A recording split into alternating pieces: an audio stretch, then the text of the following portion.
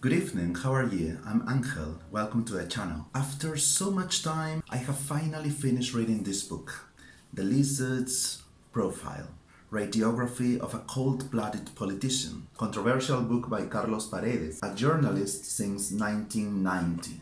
Published by Planeta, Peru in 2021, in 245 pages and 13 chapters, this book is a disappointing revelation of Martin Vizcarra, former president of Peru, who is very popular though.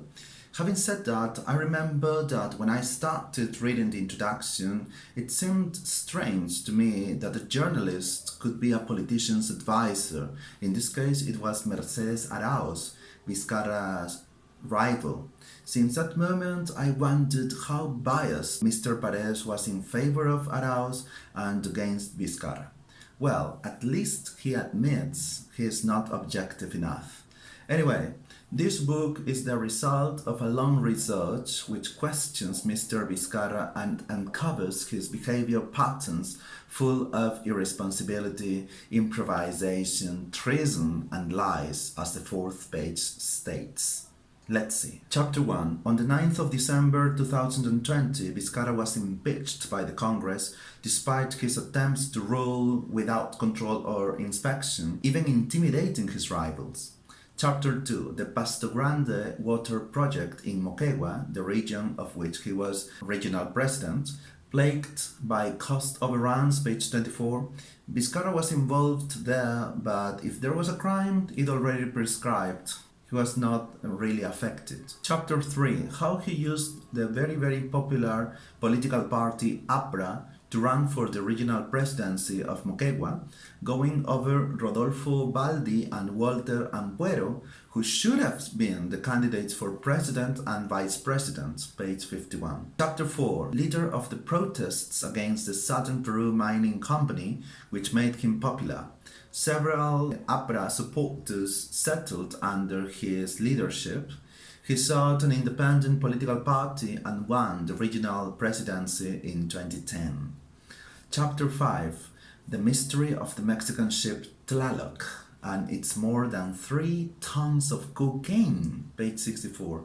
Vizcarra's suspicious insistence on seizing the ship, supposedly for social and educational purposes, which did neither one nor the other and rather generated unnecessary expenses. Chapter 6. 7,000 items of clothing donated and that, during Vizcarra's government, disappeared, page 75, valued at more than $8,000.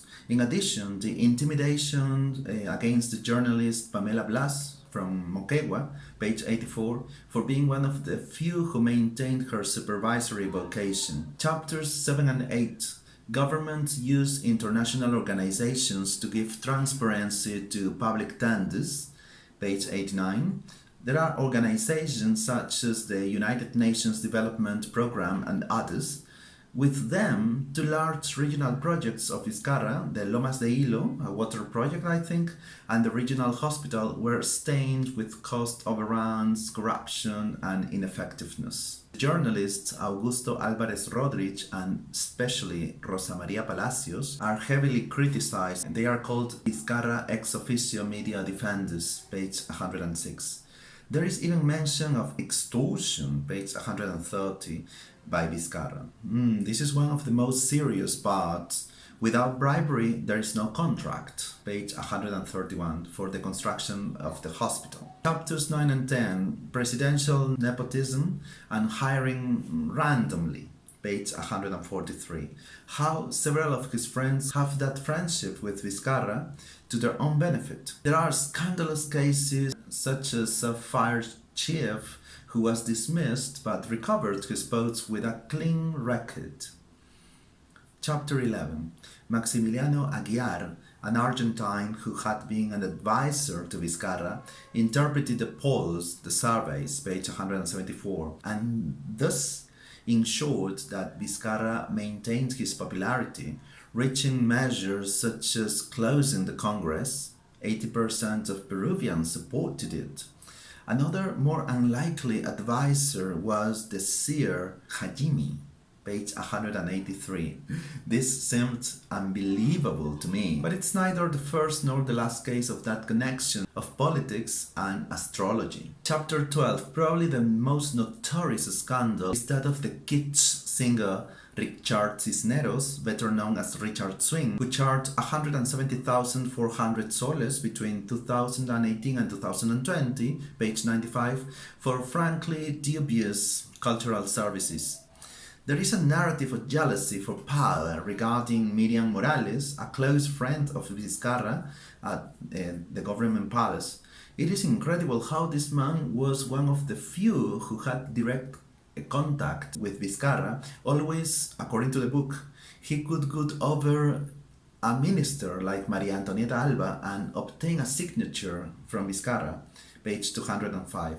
Mrs. Morales went so far as to imply, as to suggest that Swing was more than a friend of Vizcarra, page 217. No comments. Chapter 13, the scandal of the vaccines against COVID-19, the VIP vaccines that Vizcarra and his wife obtained, page 220. And when going public, he said he was a brave volunteer, page 224.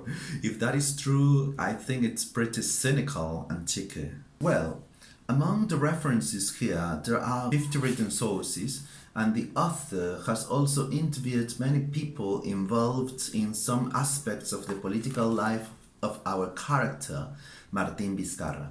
It is definitely a very revealing book, and in case everything said there is true, we are dealing with a sinister character, a true lizard, because he is cold and calculating, as the introduction says.